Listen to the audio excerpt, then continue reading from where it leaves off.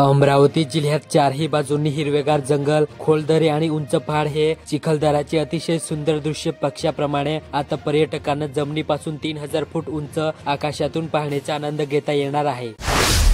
अमरावती जिल्ह्यात आतापर्यंत दमदार पाऊस न झाल्याने सरासरी 5% तूट आहे। अशा परिस्थितीत रविवारी रात्रीपासून पावसाची रिपरिप सुरू झाली व आणखी 3 दिवस राहणार, त्यामुळे शेतकरी सुखावला।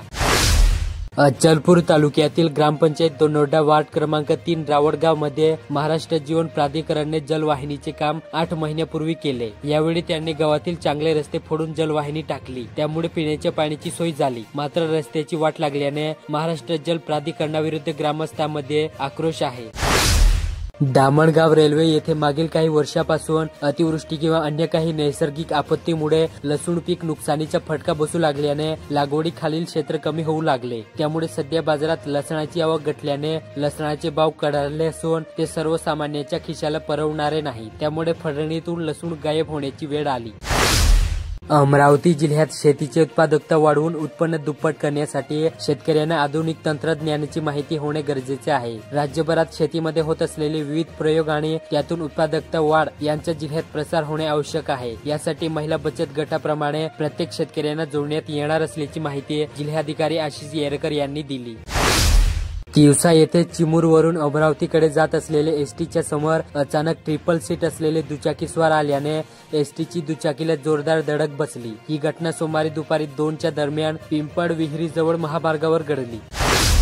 अमरावती जिल्ह्यात पुरुष गटात नागपूरच्या संघाने भंडारा संघावर एकेरी मात करत तर महिला गटात बुलढाणा संघाने वाशिम संघाचा सुद्धा एकेरी पराभव करत 71व्या आमदार चषक विदर्भ राज्य अजिंक्यपद कबड्डी स्पर्धेचे अजिंक्यपद प्राप्त केले। अमरावती जिल्हा वार्षिक सर्वसाधारण योजनेअंतर्गत 2025-26 या आर्थिक वर्षात प्रस्तावित विविध विकास कामांसाठी सुमारे 527 कोटींचा आराखडा मंजूर केला। या निधीपैकी पहिल्या टप्प्यातील 30% निधी अद्यापही शासनाकडून उपलब्ध झाला नाही। त्यामुळे जिल्ह्यातील विकास कामांचा निधी मिळणार तरी कधी याबाबत प्रश्नचिन्ह निर्माण झाले।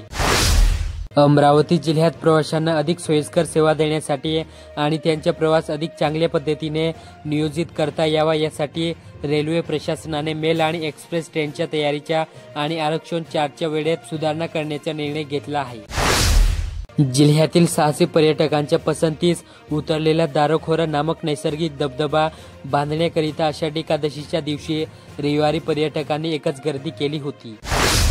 अमरावती जिल्ह्यात सरोज टोकीच्या आत बॉम्ब ठेवण्यात आल्याच्या वार्तेने पोलीस त्वरेने घटनास्थळी गेल्यानंतर तो बॉम्ब त्या परिसरातील बसमध्ये ठेवले असल्याच्या कळल्याने शहर पोलिसांची पुन्हा पुरती बंबेरी उडाली। चौकशीअंती सोमवारी दुपारी केलेले ते दोन्ही कोळ फेक निघाले।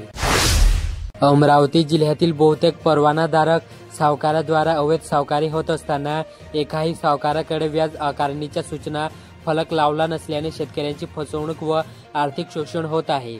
आता मात्र प्रत्येक परवानाधारक सावकाराकडे फलक लावण्याची सक्ती जिल्हा उपनिबंधकांनी केली, त्यामुळे शेतकऱ्यांची फसवणूक टळणार आहे।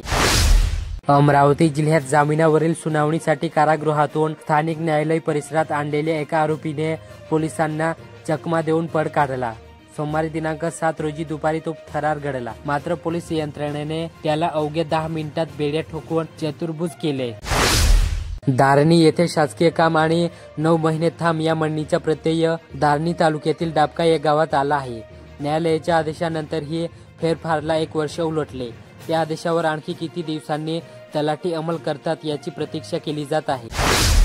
चांदूर रेल्वे तालुक्यातील गुईखेड येथील श्री संत बेंडोजी महाराजांची संजीवनी समाधी संपूर्ण महाराष्ट्रात प्रख्यात असून येथे आषाढी एकादशी निमित्त रविवारी दिनांक 6 रोजी हजारो भाविकांनी मोठ्या श्रद्धेने दर्शन घेतले।